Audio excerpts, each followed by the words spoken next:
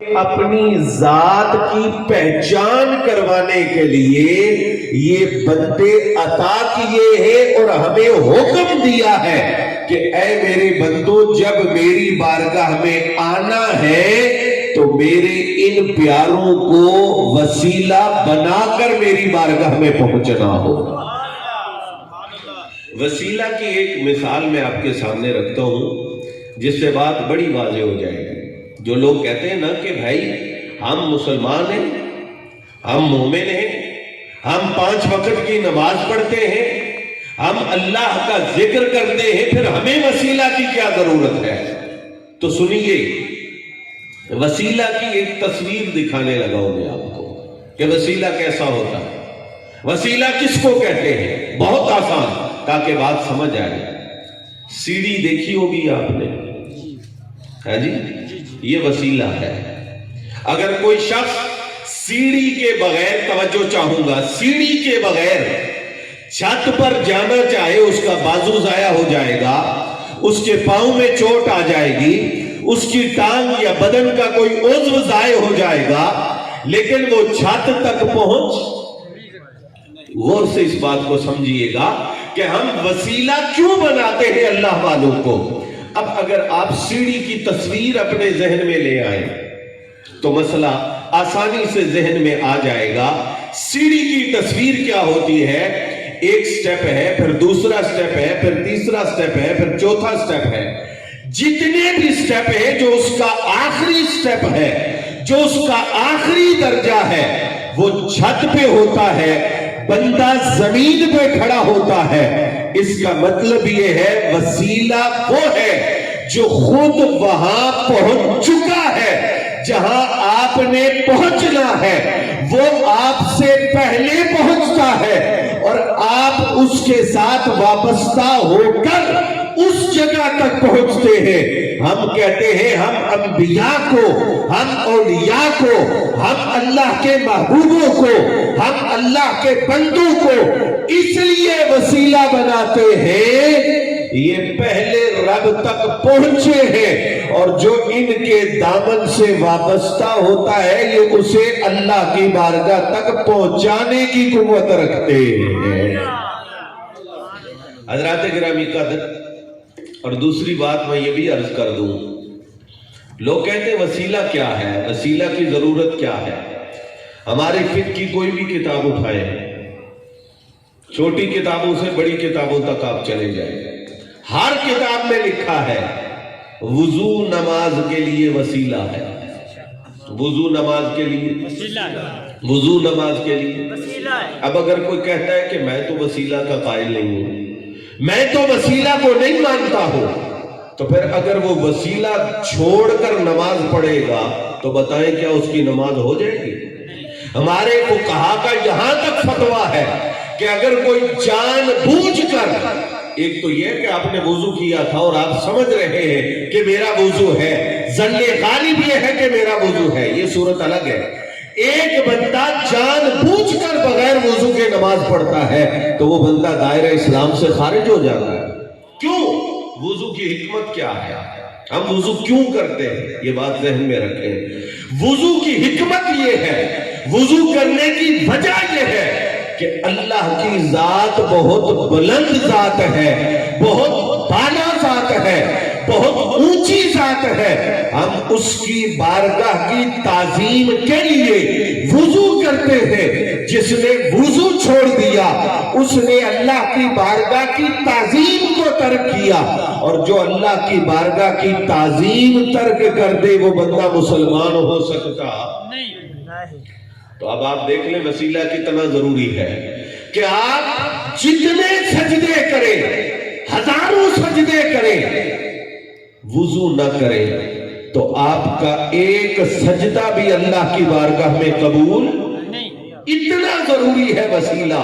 اس کا مطلب یہ ہے کہ اصل مقصود تک وہی بندہ پہنچتا ہے جس کے ہاتھ میں وسیلہ ہوتا ہے، اور اگر ہاتھ میں وسیلہ نہ ہو تو اصل مقصود بھی ہاتھ نہیں آتا اور بندہ وہاں نہیں پہنچ سکتا۔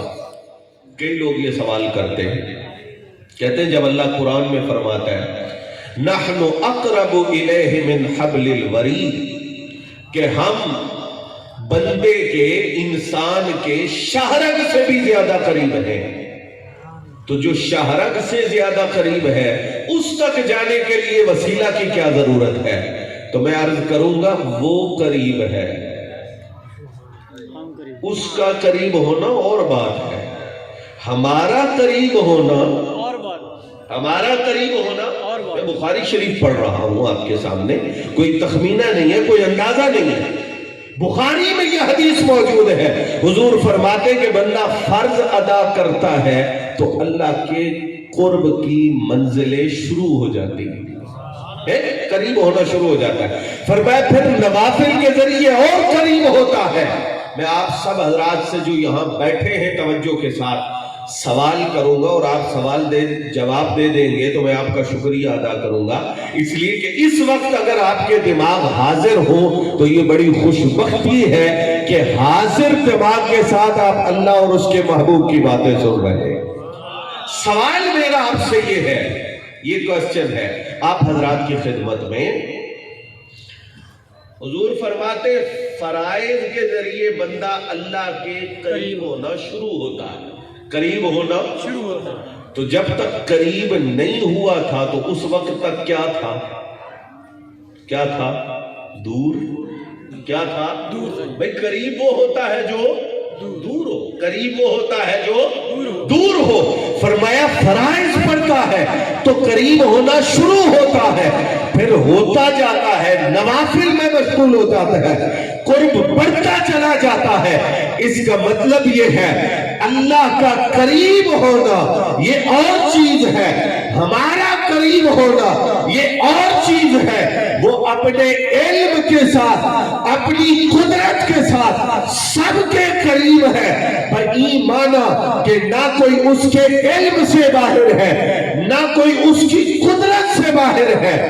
हमें करीब होने के लिए मेहनत करना पड़ती है, हमें करीब होने के लिए मेहनत करना पड़ती है, तब हम उसके करीब होते हैं। दोस्ताने मोहतरम, इससे ये बात साबित हुई कि अगर तुम्हें और मुझे रब का कुर्ब चाहिए तो बारगाहे महबूबे खुदा का वसीला दरमियान में लाना जरूरी है, लाजमी है। और एक बात, लोग कहते नमाज पढ़ो डायरेक्ट अल्लाह तक पहुंच जाएगी, दुआ करो डायरेक्ट अल्लाह तक पहुंच जाएगी, इबादत करो डायरेक्ट अल्लाह तक पहुंच जाएगी। मेरा एक जुमला सुनना, मैं कहता हूं आप कहते हैं वसीला दरमियान में ना हो तो डायरेक्ट पहुंच जाएगी, आप तक डायरेक्ट पहुंचिए। ये सारी चीजें जो अल्लाह ने हमारे ऊपर फर्ज की है हम तक डायरेक्ट पहुंची है। अगर वो पहुंचाना चाहता तो वो इस पे कादिर है, मगर नमाज की तो हुजूर के वसीले से, रोजा दिया तो हुजूर के वसीले से, हज दिया तो हुजूर के वसीला से।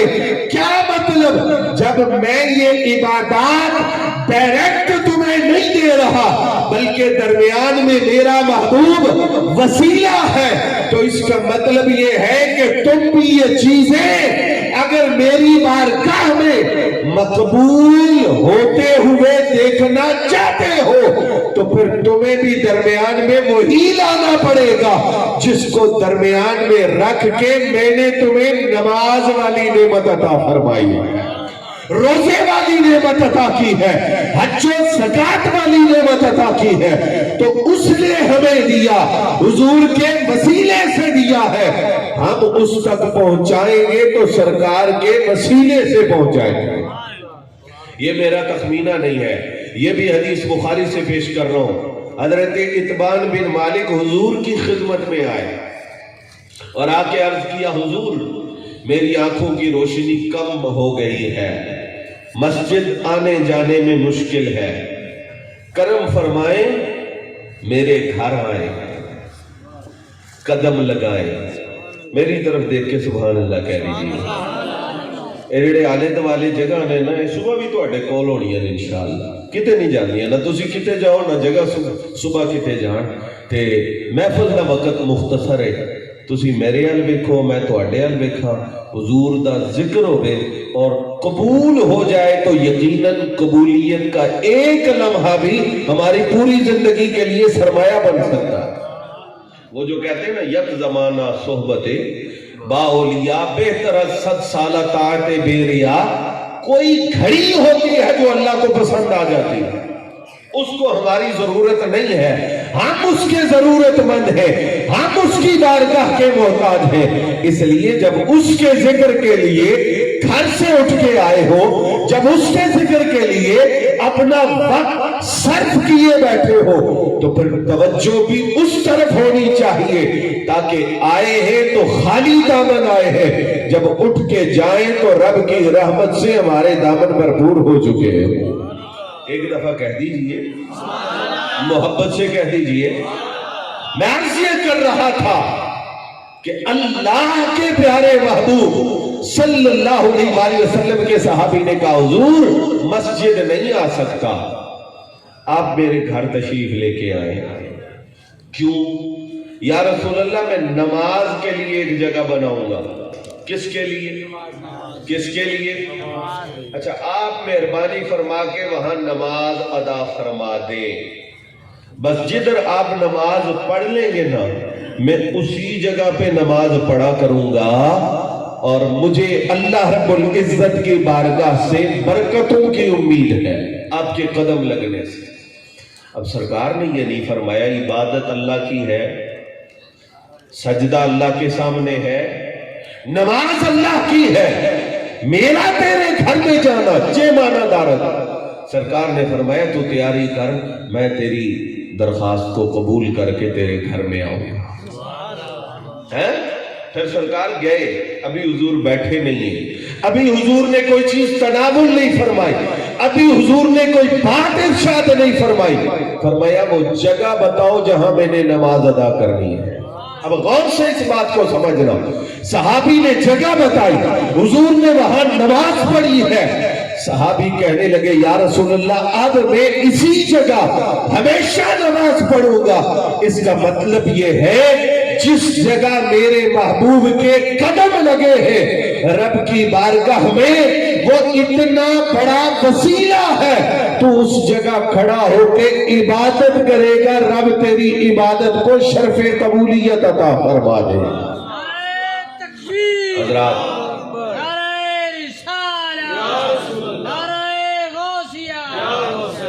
یہ سٹیپ بائی سٹیپ ایک سلسلہ ہے، اس روایت سے بات واضح ہو جائے گی۔ کسی نے ایک مسئلہ پوچھا حضرت امام مالک رضی اللہ تعالیٰ عنہ سے، اور یہ وہ ہستی ہیں جو مسجد نبوی شریف کے امام و خطیب ہیں، پیار سے بولیں۔ اور میں پڑھتا ہوں حدیث، آپ پڑھتے ہیں، ہم کہتے ہیں سرکار نے فرمایا، حضور کا ارشاد ہے، یہ سرکار کی حدیث ہے۔ اور امام مالک جب حدیث پڑھاتے یا سناتے تو کہتے قال صاحب حاضل قبر، یہ جن کا مزار میری آنکھوں کے سامنے ہے میں تمہیں ان کا فرمان سنانے لگا ہوں۔ کیا منظر ہے، حدیثیں سرکار کی ہوں اور سامنے روضہ مصطفیٰ دیکھ کر حدیثوں کا درس امت کے سینوں کے اندر اتارا جا رہا ہے۔ امام مالک سے ایک مسئلہ پوچھا، توجہ سے، آج کل بھی اس مسئلے کی بڑی ضرورت ہے۔ مسئلہ پوچھا حضور یہ بتائیں، بندہ جائے حضور کے روضہ اطہر پہ حاضری دینے، یہ امام مالک کب کے ہیں؟ ابھی امام بخاری امام مسلم کا زمانہ نہیں آیا، تب کے ہیں امام مالک۔ اس کا مطلب سرکار کی بارگاہ میں حاضری کا رواج نیا نہیں ہے، بہت پرانا ہے۔ اور ہمارے بزرگ تو یہ کہتے ہیں حج کرنے جاؤ اللہ تمہیں نصیب کرے، عمرہ کرنے جاؤ اللہ تمہیں نصیب کرے، پر وسائل ہوں نا، کوئی مجبوری نہ ہو تو ایک دفعہ صرف مدینہ شریف جاؤ اور وہیں سے واپس آ جاؤ، تاکہ زندگی کی ایک حاضری اس نیت سے بھی ہو کہ تم گئے ہو تو صرف در مصطفیٰ کو آنکھوں سے لگانے اور لبوں سے چومنے کے لیے حاضری دینے کی نیت سے حاضر ہوئے ہو۔ تو پوچھا کہ جناب بندہ جائے، اب حضور کے مواجہہ شریف کے سامنے پہنچ جائے، تو یہ ارشاد فرمائیں کہ جب سلام پیش کرنا ہے تو چہرہ سرکار کی طرف کر کے سلام پیش کرنا ہے یا چہرہ بیت اللہ شریف کی طرف کر کے حضور کو سلام پیش کرنا ہے؟ چونکہ یہ اپوزٹ سائڈ ہے، آپ نے یہ منظر جو گئے ہیں ان کے علم میں ہوگا۔ اگر آپ حضور کی طرف رخ کریں تو پیٹھ کعبہ شریف کی طرف، اور اگر کعبہ شریف کی طرف رخ کریں تو میں اگلے لفظ نہیں کہتا اس لیے کہ کسی مومن سے یہ متصور ہی نہیں ہے کہ وہ اس کا ارتکاب کر سکے۔ ہمارے چہروں کا رخ بھی حضور کی طرف ہے، ہمارے دلوں کا رخ بھی مدینہ شریف کی طرف۔ عرض یہ کیا کہ حضور یہ فرمائے سلام کرتے ہوئے منہ کدھر کرنا ہے، سرکار کی طرف یا قبلہ شریف کی طرف؟ آپ کہتے ہیں نا کہ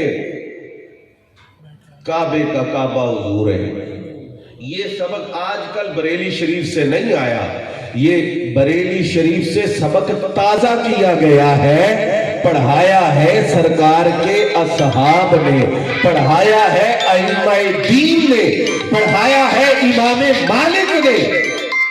آپ نے جب یہ سوال سنا تو کہنے لگے سوال کرنے والے مجھے تیرے اوپر حیرت ہے، کبھی یہ بھی دیکھا ہے بندہ سلام کسی کو کرے اور آج کے موضوع سے ریلیونٹ جملہ ہے وہ پیش کر رہا ہوں۔ کہا حضور کی طرف چہرہ کرنے میں جھجک کیا ہے؟ ہوا وسیلتک، وہ تو تیرا وسیلہ ہے۔ بولو یار، پیار سے بولو، میری تیری تو نمازیں پوری نہیں ہوتی، یہ وہ کہہ رہا ہے جو مسجد نبوی کا امام ہے، یہ وہ کہہ رہا ہے جس نے مدینہ پاک کی گلیوں کے درمیان میں قدم نہیں لگائے، یہ وہ کہہ رہا ہے جسے امام دار الہجرہ کہا جاتا ہے، یہ وہ کہہ رہا ہے جو جنت البقیع میں دفن ہے۔ کہا ہوا وسیلتک، سرکار تو اللہ کی بارگاہ میں تیرا وسیلہ ہے۔ جو اتنے نیڑے رہتے ہیں ان کی بات بھی حضور کے وسیلے کے بغیر نہیں بنتی، تو کسی اور کی بات حضور کے وسیلے کے بغیر کیسے بن سکتی ہے؟ کہا وہ تیرا وسیلہ ہے۔ وَوَسِيلَةُ أَبِيكَ آدم، اچھی نسل کے جو لوگ نہیں ہوتے نا، یہ بھی بڑا فرق ہوتا ہے، خاندانی لوگ جو نہیں ہوتے، آپ ان کے ساتھ نیکی کریں کل وہ آپ کو برا بھلا کہیں گے۔ اتق من شر من احسنت الیہ، جس سے نیکی کرو پھر اس کے شر سے بچو۔ لیکن جو خاندانی لوگ ہوتے ہیں نا، نسلی لوگ ہوتے ہیں، ان کا طریقہ یہ ہوتا ہے اگر کوئی ان کے ساتھ نیکی کرے نا تو اپنے بچوں کو بھی سمجھاتے ہیں کہ یار یہ برائی بھی کر دے تمہارے ساتھ تو تم نے بدلہ نہیں دینا، اس لیے کہ اس نے تمہارے باپ سے نیکی کی ہے، تمہارے دادے سے نیکی کی ہے، تمہارے خاندان کے فلاں فرد سے نیکی کی ہے، لہٰذا آنے والی نسلوں تک تم اس کے احسان کو یاد رکھنا۔ اب بات کیا کی امام مالک نے فرمایا ہوا وسیلتک، یہ جو مدینے والے محبوب ہیں یہ تیرا وسیلہ ہے، وَوَسِيلَةُ أَبِيكَ آدم، اور یہ تیرے ابا جان حضرت آدم علیہ السلام کا بھی اللہ کی بارگاہ میں وسیلہ ہے۔ تو جو حیا والا بندہ ہے وہ دو چیزوں کا حیا کرے گا، میرا بھی وسیلہ یہ ہے، اور صرف میرا وسیلہ نہیں، جو میرے اب ہے، جو میرے جد کریم ہے، جن کی نسبت سے میں آدمی ہوں۔ ہم آدمی ہیں جناب آدم کی نسبت سے، مگر نہ کچھ اور ہوتے، جن کی نسبت سے میں آدمی ہوں، یہ اللہ کی بارگاہ میں ان کا بھی وسیلہ بن کے آئے ہیں۔ میں آگے چلوں گا بات کو سمیٹتے ہوئے، سرکار کا میلہ، حضور کا ذکر، حضور کی گفتگو، سرکار کی باتیں ہم اس لیے کرتے ہیں کہ ہم اللہ کی بارگاہ میں پہنچنا چاہیں تو آسان سے لفظ کہہ رہا ہوں، سارے رستے بند ہیں، ایک ہی رستہ ہے اللہ تک پہنچنے کا جو مدینہ شریف سے ہو کر رب کی بارگاہ تک پہنچانے والا رستہ۔ اقبال نے کہا تھا بمصطفیٰ برساں خیش راہ کے دی ہماؤس، اگر بہو نہ رسیدی تمام بھول حبیست، کہا خود کو بارگاہ مصطفیٰ تک پہنچا دے، پھر کمی کوئی نہیں، سارا دین تیرے دامن میں آ گیا۔ اور اگر یہ نہیں ہے تو پھر تو کچھ بھی کر لے، تیرے دامن میں کچھ نہیں ہے۔ تو ہم حضور کا ذکر پاک، حضور کا میلاد پاک، حضور کی محبت کے تذکرے، سرکار کی باتیں اس لیے کرتے ہیں، اور اس سرمائے کو معمولی نہ سمجھنا۔ توجہ ہے، یہ معمولی چیز نہیں ہے۔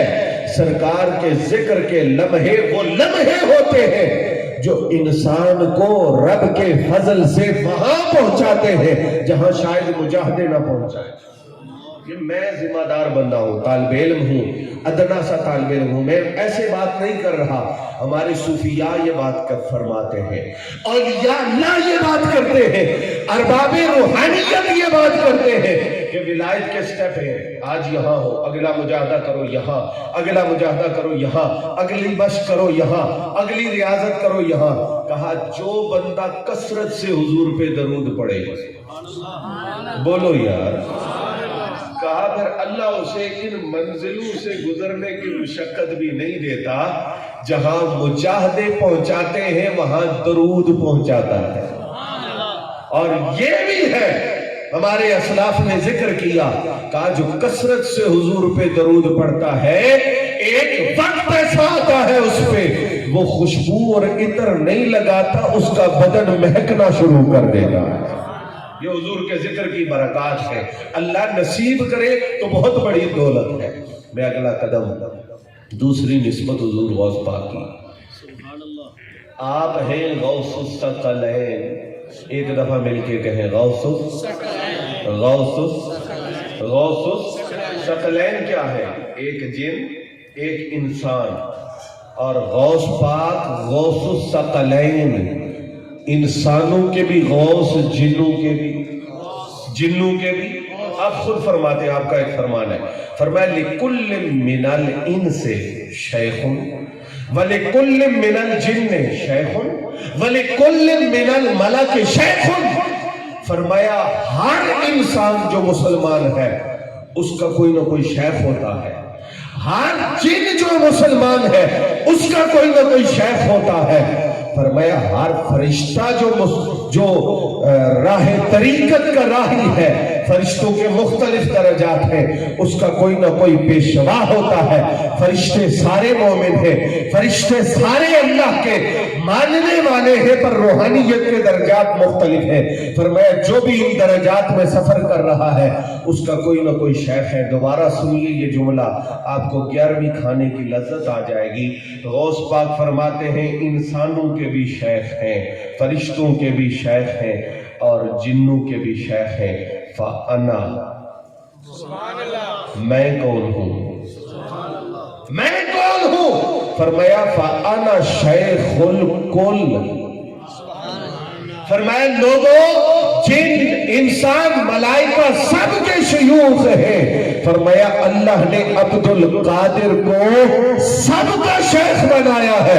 انسان ہوں تو ان کا شیخ عبد القادر جیلانی، جنات ہوں تو ان کی جماعتوں کے شیخ عبد القادر جیلانی۔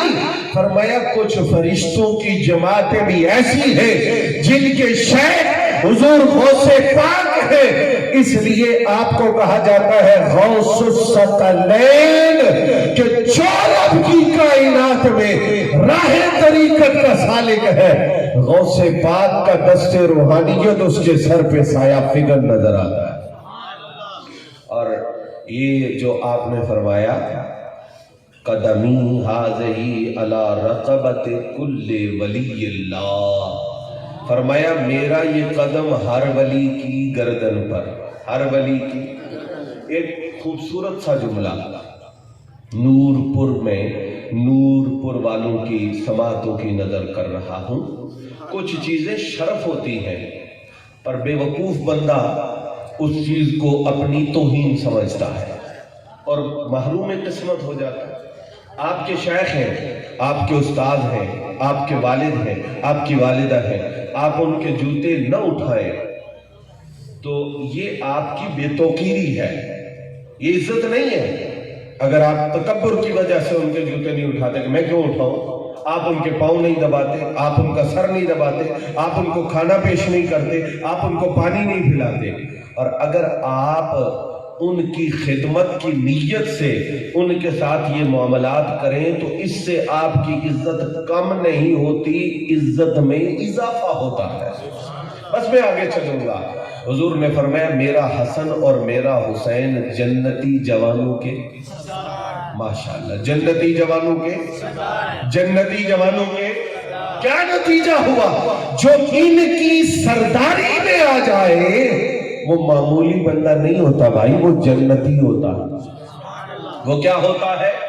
جنتی ہوتا ہے۔ غوث پاک فرماتے قدمی حاضہی علی رقبت کل ولی اللہ، جو حسن پاک حسین پاک کی نوکری میں آئے، غلامی میں آئے، وہ جنتی ہوتا ہے۔ جو غوث پاک کے قدم کے نیچے آئے وہ رب کا ولی ہوتا ہے۔ جنتیوں کا دائرہ وسیع ہے نا، جنتی گناہگار بھی ہو سکتا ہے، نیکوکار بھی جنتی ہے۔ حسن پاک حسین پاک ولیوں کے بھی سردار، گناہگار جنتیوں کے بھی سردار ہے۔ اور غوث پاک فرماتے ہیں میں ان کا ایسا بیٹا ہوں جو ان کی غلامی میں آیا وہ جنتی کہلاتا ہے، جو غوث کے قدم کے نیچے آتا ہے وہ اللہ کا ولی کہلاتا ہے۔ آپ ہیں غوث الثقلین، غوث الثقلین، سب کے شیخ اور سب کے رہنما حضرت غوث پاک رضی اللہ تعالی عنہ ہے۔ اور آپ کا ایک لقب ہے محبوب سبحانی، محبوب، ہمارے حضرت تاجدار گولڈا، رئیس المجددین، امام المسلمین، فاتح قادیانیت و مرزائیت، نائب غوث الورا، وارث علوم مرتضوی، سیدنا و مرشدنا پیر سید مہر علی شاہ گیلانی گولڑوی قدس سرہ العزیز ارشاد فرماتے ہیں کہ لفظ الہ بھی اللہ کا صفاتی نام ہے، لفظ سبحان بھی اللہ کا صفاتی نام ہے۔ توجہ دینا اس جملے پہ، کہا جتنا لفظ الہ سے لفظ سبحان کا درجہ اونچا ہے، فرمایا اتنا ہی محبوب سبحانی سے، محبوب سبحانی کا درجہ محبوب الہی سے اونچا ہے۔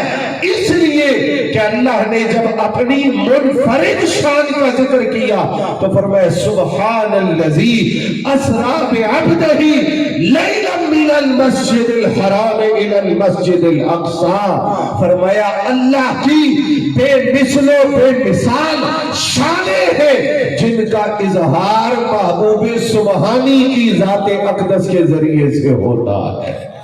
تو جو ذات سبحان کا مظہر ہو، جو صفات سبحانیہ کا مظہر ہو، اسے شیخ سید عبد القادر جیلانی محبوب سبحانی کہا جاتا ہے۔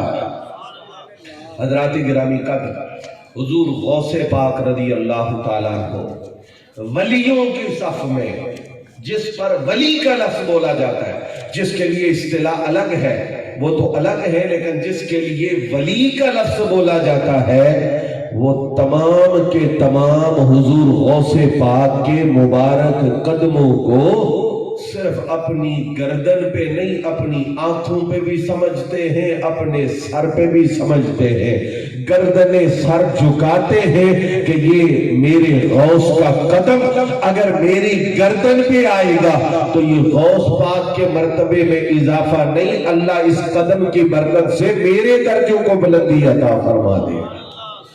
آپ ہیں قطب ربانی۔ قطب کس کو کہتے ہیں؟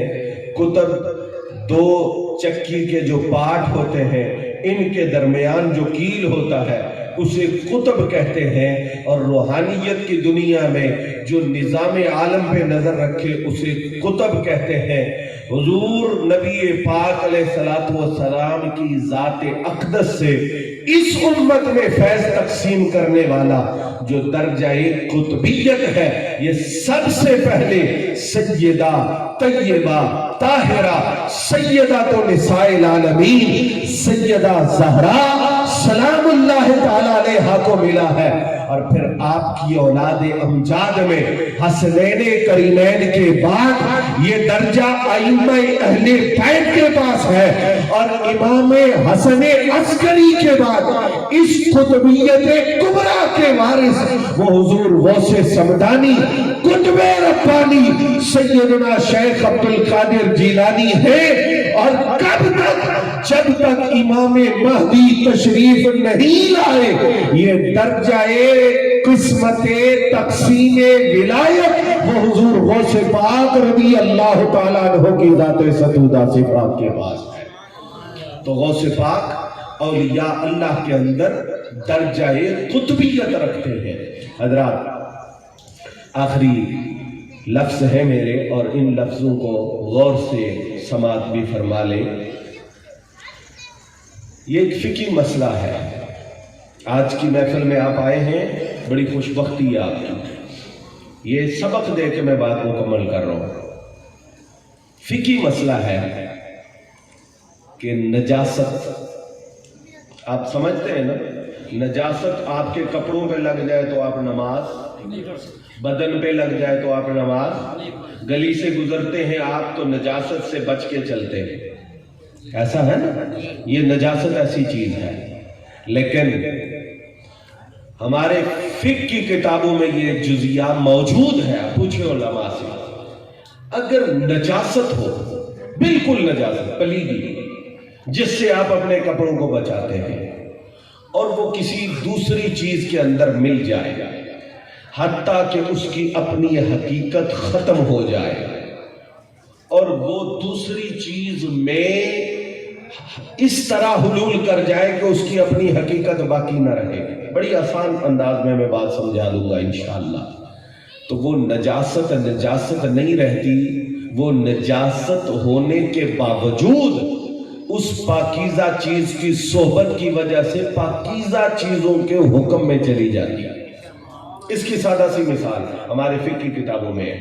कहते गधा, गधा जानते हैं ना, ये इसका गोश्त हम नहीं खाते, और गधा अगर मर जाए तो मुर्दार है, पलीद है, नजस है। लेकिन ये मुर्दा गधा जो है ना, अगर इसको रख दिया जाए, नीचे भी नमक हो, ऊपर भी नमक हो, दाएं भी नमक हो, बाएं भी नमक हो, सारी तरफ से नमक ही नमक हो, कहते हैं एक वक्त गुजरने के बाद, लंबा वक्त गुजरने के बाद आप उस नमक को कुरेद कर गधा तलाश करें तो आपको गधा नहीं मिलेगा, नमक ही नमक नजर आएगा। वो गधा जो है अब नमक बन गया है इतना वक्त गुजरने के बाद। अब फुकहा से पूछे कि ये पहले तो यहाँ गधा था, हमने अपने हाथों से उसे दफन किया है, अब गधा नहीं मिल रहा, नमक ही नमक है, तो वो कहेंगे कि जब वो मुर्दार नमक की सोहबत में लंबा वक्त रहा है और नमक में तब्दील हो गया है, अब तुम उसे पलीद नहीं कह सकते। अब वो क्या है? अब वो क्या है? अब वो क्या है? ये मुत्तफकुन अलैह मसला है। मैं आपसे सिर्फ इतना सवाल करता हूँ, नमक नमाज नहीं पढ़ता, नमक जनाब हज नहीं करता, नमक रोजे नहीं रखता, नमक को कोई अल्लाह का वली नहीं कहता, नमक जमीन पर भी गिरा देते हैं, पर उसकी सोहबत में ये असर सब मान रहे हैं कि नजस चीज, पलीद चीज जिसको तुम नजासत कहते हो, अगर वो उसकी सोहबत में लंबा वक्त रहे तो अब वो नजासत नहीं रहती, वो पाकीज़गी की वादी में चली जाती है। सोच के अपने दिल से बताना, अगर नमक की सोहबत इतना तब्दीली पैदा कर सकती है कि पलीद चीज पाक हो जाती है, तो मेरे अली की सोहबत के क्या कहने? थोड़ा जोर लगाया है आपने। दाता साहब की सोहबत के क्या कहने? गौसे पाक की सोहबत के क्या कहने? गरीब नवाज की सोहबत के क्या कहने? बाबा फरीद की सोहबत के क्या कहने? और मैं हमारे मुर्शिद करीम हुजूर पीर सैयद शाह अब्दुल हक गीलानी रज़ी अल्लाह ताला अन्हु, आप फरमाया करते थे, आपका एक मिजाज था, अल्लामा आप उस दर्जे के थे कि आपके जमाने में आप जैसा कोई अल्लामा नहीं गुजरा। ये एक हकीकत है, लेकिन तवाज़ो थी। کوئی بھی مولوی صاحب ہوتے کہتے مولوی صاحب مسئلہ دسو، تو آپ فرماتے کہ مولوی صاحب مسئلہ دسو گٹر چوں پانی نکلے، کی حکم ہے؟ حضور پلید ہے، گندا ہے، نجس ہے، فرمایا وہ پانی چلے چلے چلے چلے چلے دریا سے 1 فٹ دور ہو، اس کا کیا حکم ہے؟ حضور پلید ہے، نجس ہے، فرمایا 1 فٹ کا سفر کر کے وہ دریا میں چلا جائے، حضور پاک ہے، چلتا پانی پاک ہے نا، کثیر پانی پاک ہے نا، فرمایا کیوں پاک ہے؟ حضور اس لیے کہ وہ جو بہت زیادہ پانی ہے اس میں یہ قوت ہے کہ وہ اس تھوڑے سے پلید پانی کو پلید نہیں رہنے دیتا، اس کی پلیدی ختم کر کے اسے پاک کر دیتا ہے۔ فرمایا یہی بات ہے، کوئی کتنا ہی گناہگار ہو جب وہ اللہ کے ولیوں کی وادی میں داخل ہوتا ہے اب اس کا حکم بدل جاتا ہے۔ اللہ نے اپنے ولیوں کو یہ شان دی ہے کہ اس کی پلیدی پیچھے رہ جاتی ہے، رب اپنے ولی کی پاکیزگی کی وجہ سے اس پلید کو پاکوں میں شامل فرما دیتا ہے۔ اب آپ کہیں گے بغداد شریف جانا ٹکٹ لگے گا تو جاؤں گے، ویسے آج دعا کر دیں اللہ سب کو لے جائے، خیری سلامتی لے جائے، اور خیر سلامتی سے اللہ ہمیں واپس بھی لائے، ہم اپنے وطن آئے، کربلا شریف اللہ ہمیں لے کے جائے، کہہ دو کئیاں دا وچوں پروگرام نہیں ہونا، جانا چاہیے ہاں جی، جڑے انہوں نے پتر پوترے نے انہوں کو جاندے ہو، داتا صاحب پیر میرے علی شاہ صاحب غریب نواز ہے، تو انہوں کو تو جانا چاہیے، اللہ نصیب کرے۔ تو میں یہ عرض کر رہا ہوں کیسے جائیں جی بغداد شریف، کیسے جائیں جی بابا صاحب، کیسے جائیں جی داتا صاحب؟ جائیں، بہت اچھی بات ہے، ان کے پاس بیٹھے، صحبت ہے۔ میں نے آپ کو یہ مثال آپ نے یاد رکھنی ہے کہ نمک میں کوئی چیز آ جائے اور پلید ہو، اس کی صحبت میں رہ کے نمک بن جائے تو حکم بدل جاتا ہے۔ اب ان ولیوں کی صحبت اگر ہم چل کے نہ پہنچ سکے تو پھر کیسے کریں؟ یہ بات میں آپ کو بتا رہا ہوں، اور اس پر اختتام ہوگا کہ اگر آپ کوئی محفل ایسی سجا لیں جہاں ان ولیوں کا ذکر ہو،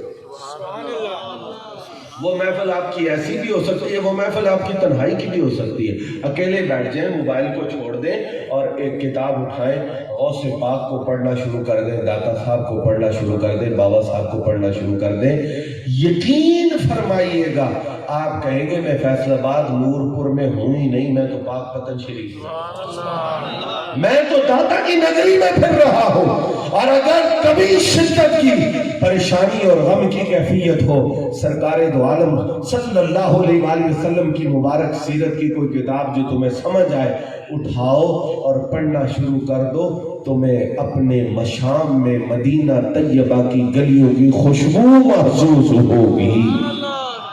تو یہ بھی ایک صحبت کا طریقہ ہے، یہ بھی ایک کانٹیکٹ کا طریقہ ہے، یہ بھی ایک رابطے کا طریقہ ہے۔ دوستو یہ محفلیں ہم اس لیے سجاتے ہیں تاکہ ہمارے دل، آج آپ یونیورسٹی میں جائیں، آپ سے پوچھیں گے جی کدھر انگلش ڈپارٹمنٹ میں داخلہ لینا ہے، انگریزی سیکھنی ہے، وہ آپ کو ان بندوں میں بھیجیں گے جو انگلش والے ہیں۔ آپ کہیں گی پرشین سیکھنی ہے، وہ آپ کو فارسی والوں میں بھیج دیں گے۔ آپ کہیں گے جی میں بائیو کا اسٹوڈنٹ ہوں، تو وہ آپ کو ان لوگوں میں بھیج دیں گے۔ جب ہم نے اللہ تک پہنچنا ہے تو اللہ والوں کی باتیں تو کرنا پڑے گی، اللہ والوں کی مجلس اختیار تو کرنا پڑے گی نا، اور اللہ والوں کی صحبت اختیار کرنا یہ وہ عمل ہے جو انسان کو بارگاہ مصطفیٰ کے قریب کرتا ہے۔ حضرت نصیر ملت فرماتے ہیں کچھ لے کے اٹھو اہل صفا کے در سے، یہ در قریب ہے مصطفیٰ کے در سے، ایمان یقین توحید رسالت سب کچھ ملتا ہے اولیاء کے در سے۔ یہ وہ آستانے ہیں، یہ وہ درگاہ ہے جہاں سے آنے والے محروم قسمت نہیں لوٹتے۔ حضرت بابو جی صاحب رضی اللہ تعالیٰ عنہ کا یہ فرمان مبارک مشہور ہے کہ اگر میں سنگیوں کو اطلاع کر دوں کہ غوث پاک کی 11ویں کی آخری مجلس میں کیا برکات اترتی ہیں تو سنگی پورا سال گولڈا شریف میں رہ کر انتظار کریں کہ غوث پاک کے عرس کی محفل آئے اور ہم حضور غوث پاک کی محفل میں شریک ہو جائیں۔ 11ویں دلایا کریں، چھوٹی دلائیں بڑی دلائیں، وسائل کم ہوں زیادہ وسائل ہوں تو 11ویں دلائیں، وسائل کم ہوں تو ضرور دلائیں۔ ہمارے بزرگ کہتے ہیں سادہ لفظوں میں کہتے ہیں 11ویں بھوک مکا دیندی ہے، 11ویں بندے دی بھوک مکا دیندی ہے، اور یہ تجربے کی بات ہے۔ اگر وسائل اچھے ہیں تو 11ویں دلائیں، وسائل اچھے نہیں ہیں تو ضرور غوث پاک کی 11ویں دلائیں، جیسے دلا سکتے ہیں انشاءاللہ العزیز دنیاوی بھوک بھی ختم ہو جائے گی، اور غوث پاک کی 11ویں کی برکت سے تمہاری روحانی پیاس بھی بجھ جائے گی، اور اس کا فائدہ یہ ہوگا کہ حضور والی بغداد کی توجہات آپ کی طرف ہوں گی۔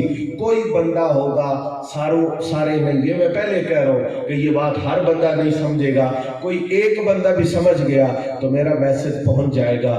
یاد رکھیں جب تعلق مضبوط ہو جاتا ہے نہ درمیان میں زمانہ رکاوٹ بنتا ہے، نہ درمیان میں مکان رکاوٹ بنتا ہے، نہ یہ ہوتا ہے کہ وہ اس وقت گزر گئے ہم اتنے 100 سال بعد پیدا ہوئے، نہ یہ ہوتا ہے کہ وہ وہاں ہے میں یہاں ہوں، زمانے کی قید بھی ختم ہو جاتی ہے، جگہ کی دوریاں بھی ختم ہو جاتی ہیں۔ یہ روحانی تعلق بندے کو زمان و مکان کی قیود سے ماورا کر کے وہاں پہنچا دیتا ہے کہ یہ دنیا کے رابطے اور روابط کے ذریعے کمزور نظر آتے ہیں، رب کے محبوبوں سے روحانیت کے تعلق میں مضبوطی تمہاری دنیا کے اندر تمہاری زندگی کے اندر شامل ہوتی ہے۔ نبی پاک کا فرمان ہے، حضور نے 2 انگلیاں ملائی ہیں، فرمایا جو بندہ جس سے محبت کرتا ہے اللہ کے لیے ملاقات کوئی نہیں ہوئی، فرمایا قیامت والے دن اللہ ان دونوں کو ایسے ملا دے گا جیسے یہ 2 انگلیاں۔ اب تو آپ خوش ہو گئے ہوں گے نا کہ ہم غوث پاک کے ساتھ ہوں گے، داتا صاحب کے ساتھ ہوں گے، بھئی کئی 100 سال بعد پیدا ہوئے ہیں، محبت تو ان کے ساتھ سچی ہے نا۔ یہ محبت، اس پر استقامت وہ اختیار کرنا، یہ ہمارے لیے سعادت ابدی کا موجب ہے۔ اللہ پاک کی بارگاہ میں دعا ہے کہ وہ آج کی اس محفل پاک کو اپنی بارگاہ میں منظور و مقبول فرمائے۔ جتنے سنگیوں نے احباب نے ان کے نام مجھے نہیں آتے، پھر بھی جس نے خلوص محبت کے ساتھ اس محفل کو سجایا ہے، اللہ تعالیٰ دین دنیا اور آخرت کی بھلائیاں نصیب فرمائے۔ مل کے آپ آمین کہیں گے، میں اجازت لوں گا، محفل پاک جاری رہے گی اور آپ لوگ اسی طرح تشریف رکھیں۔ یا اللہ ہمیں حضور کی غلامی میں جینا نصیب فرما، یا اللہ حضور کی غلامی میں موت عطا فرما، یا اللہ روز محشر حضور کی غلامی میں اٹھنا نصیب فرما۔ وآخر دعوایا ان الحمدللہ رب العالمین۔